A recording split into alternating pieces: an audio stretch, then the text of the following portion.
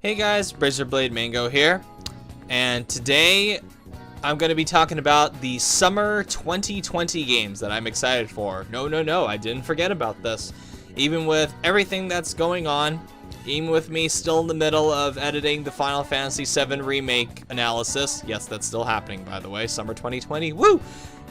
I am going to take some time out to talk about the games that I am looking forward to this summer season. Because summer this year is in a very unique position where there are actually some pretty big heavy hitters coming out. Summer is usually a dead time for gaming. You guys know that.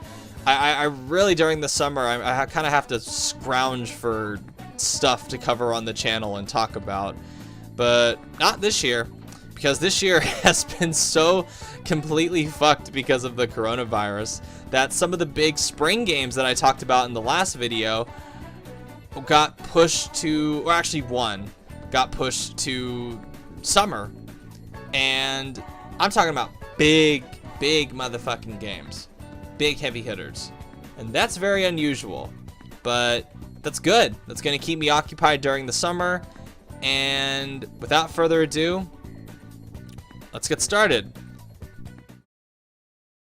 The first game we're going to talk about is The Last of Us Part 2, which is obviously, if you've been a PlayStation fan like myself for a number of years, you know what The Last of Us is. You know what The Last of Us Part 2 is. It's pretty self-explanatory.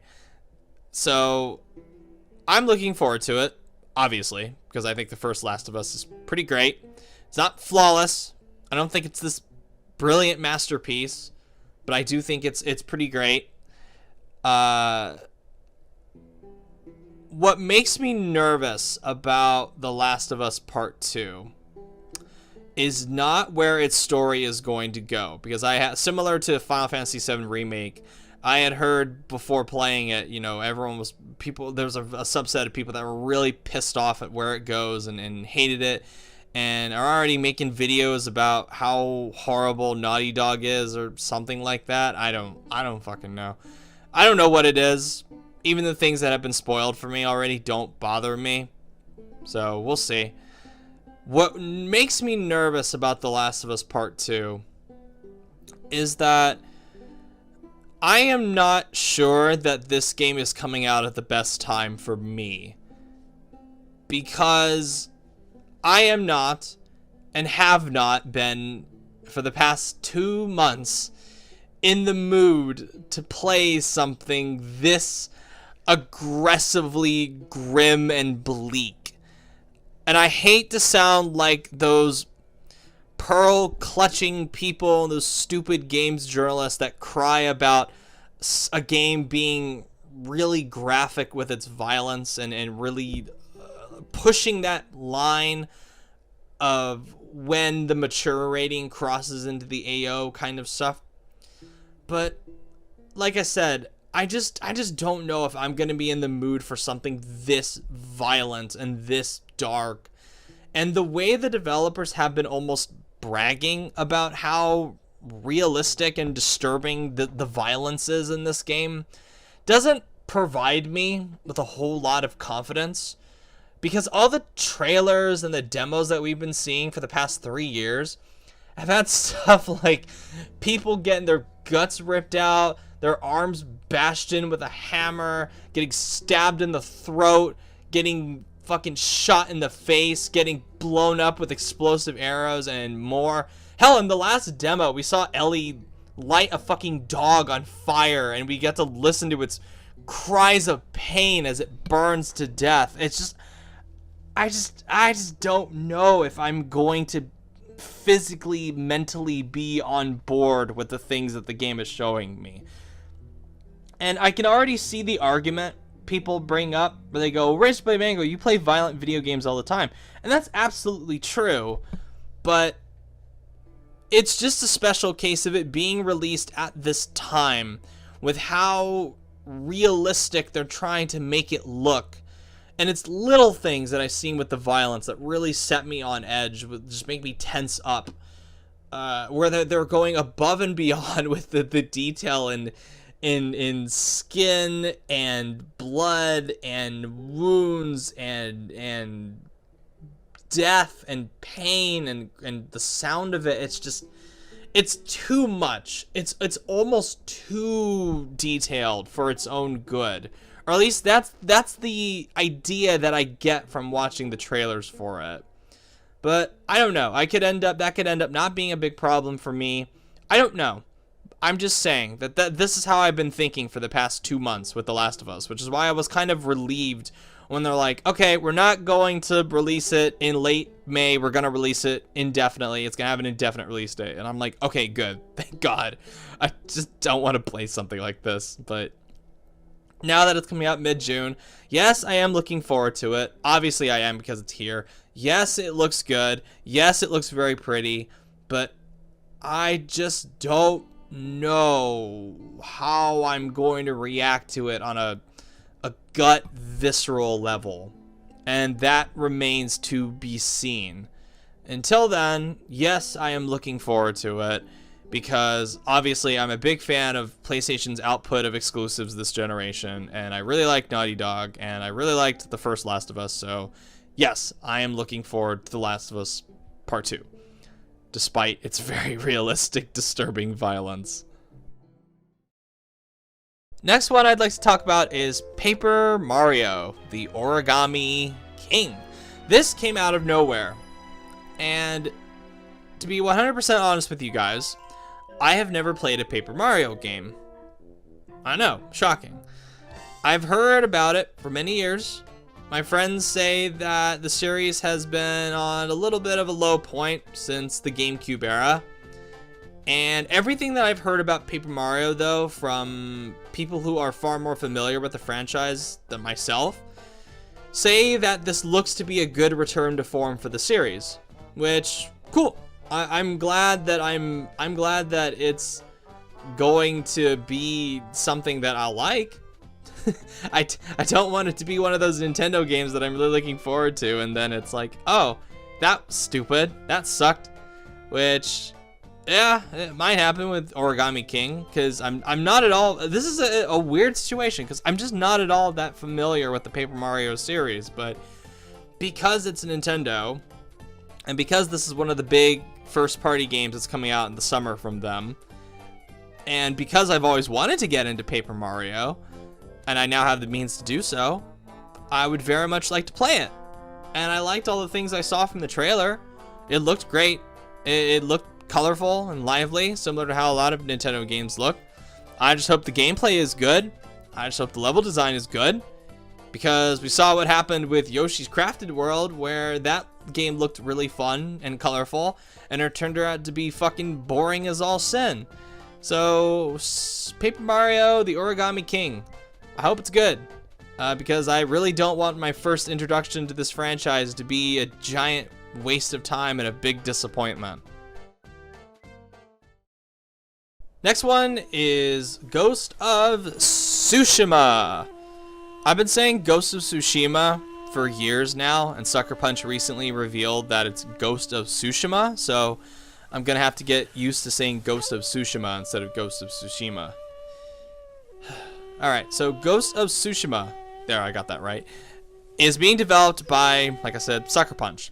Sucker Punch, of course, are known for Sly Cooper, which is a really kick-ass series that I wish Sony would revive, and Infamous, which is another series that I'd like to see another game from. But for now, Sucker Punch are working on a cool-ass looking samurai game. Now, I've been very excited for this game for 2 years now. Ever since it was revealed at Paris Games Week 2017, Sly Cooper was a really cool-ass game that I liked to play when I was a kid. Infamous, the games that I have played from it have ranged from good to great, and I think Sucker Punch should have directed and developed Spider-Man, the video game, instead of Insomniac. I think they would have been a better fit for it, because I think Sucker Punch is one of the best studios that PlayStation has under their umbrella. They are in a really unique position, though, with Ghost of Tsushima, to where they are being given free reign to make a project that they wanted to make. This isn't one of the games from PlayStation that they were like, hey, make this for us. So obviously this is a passion project for the people at Sucker Punch, because they've obviously said multiple times they're big fans of samurai cinema, like the Akira Kurosawa stuff, and Lone Wolf and Cub, stuff like that. And visually, the passion definitely shows, because it looks amazing. It looks far better visually than any of the next-gen stuff that I've seen from the Xbox One, Series X, whatever the fuck it's called, and the PlayStation 5. And I've always just been blown away by how impressive its color palette is, its weather effects are, the way the characters move across the plants and the leaves, and it just interacts with it. Just looks so beautiful. Just wow. Every single shot and every single trailer that I've seen and demo that I've seen, you could just take a screenshot of it and just like, wow. Where I'm worried about Ghost of Tsushima is in the minute-to-minute gameplay, because I went from really excited about this game to cautiously optimistic when I saw the state of play for it. Because, truth be told, I am sick to death of the open world genre. Especially after recent PlayStation exclusives like Days Gone and Spider-Man. Yeah, I know, you guys love Spider-Man. I don't like Spider-Man. Because those games to me just felt like going down a checklist of stuff rather than a living, breathing world where they chomped too much. They took too much out of the playbook of the Ubisoft style open world, where you got things like bandit camps and crafting elements and plants to pick up and animals to hunt down. Now, there aren't any animals to hunt down in Ghost of Tsushima, that's good. That's a good sign. And things like side quests that pop up randomly while you're exploring the world, events that pop up that you can pass by, things like that. Things like that define the Ubisoft open world genre. And now, I'm not saying I can't get into that type of game, because there are plenty of games from this generation where I can, because I think they've done new things with the concept, and they have a really great coat of paint on them, such as things like Horizon Zero Dawn, Red Dead 2, Breath of the Wild. Hell, even Watch Dogs 2, which Ubisoft fucking made, is great, and that fully apes off the Ubisoft open world style kind of thing. And it's possible for me to really like it. And I hope that the samurai setting and the aesthetic more than make up with my disdain for the genre these days. But there's just something about that gameplay presentation that just didn't really wow me like I was hoping. I was really hoping for it to like grab me by the throat and be like, you must play this game. But when I saw it, I was just left sufficiently whelmed. Because a lot of things that I saw from it are things that I've seen from 1,000 other games. And I hope Ghost of Tsushima finds ways of making them feel fresh and exciting. Because if they don't, it's gonna be a long haul getting through that game because of how big it's gonna be. And last but not least, destroy all humans. I have wanted this series to come back for years, and thank God, thank you Jesus, THQ Nordic answered my prayers, because I loved the first game growing up. I still play it sometimes to this very day on my PlayStation 2. It is hilarious. It is one of those games that you can just run around and fuck off and just blow shit up and have a great time without tackling the main mission. Its writing is great, sharp satire, on point, delightful characters. I love Crypto. I love Pox. I love all the stupid, weird villains that pop up throughout the game.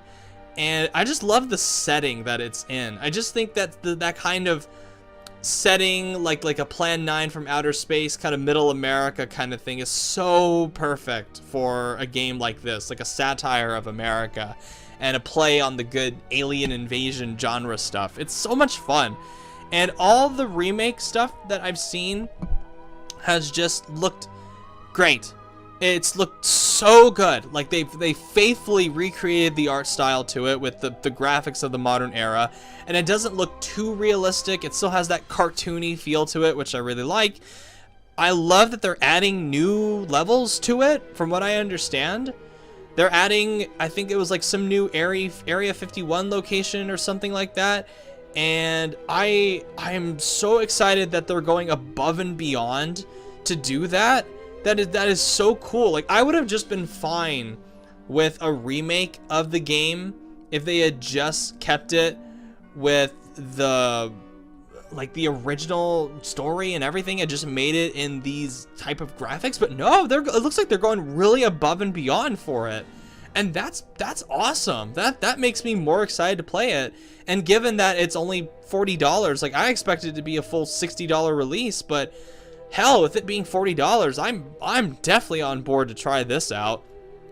My one concern with it, though, is that while I do love Destroy All Humans, its gameplay has not aged well compared to some other games from that era.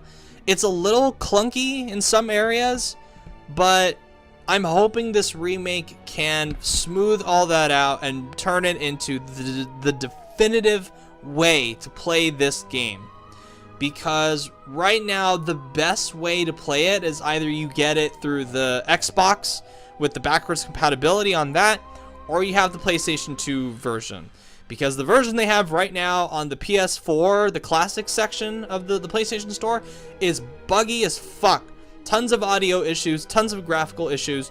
I don't recommend it. So I am really excited to get my hands on a version of this game that is being rebuilt to meet the modern standards of smooth gameplay. I'm really hoping that this one is good, because I want this franchise to keep going past this. I don't want this to turn into another medieval type situation where the remaster of it is just crap, and then nobody buys it and it just flops, and then people just don't have an interest in it because the remake sucked. There is an interest for these games. It's just you need to come out swinging with testing the waters. And I hope Destroy All Humans does not make the same mistake that Medieval remake did. There you go. Those are the 4 summer games that I'm really looking forward to. Let me know what games you're looking forward to in the summertime in the comments. And as always, I am Razorblade Mango. Thank you so much for watching, and I will catch you guys later. Bye.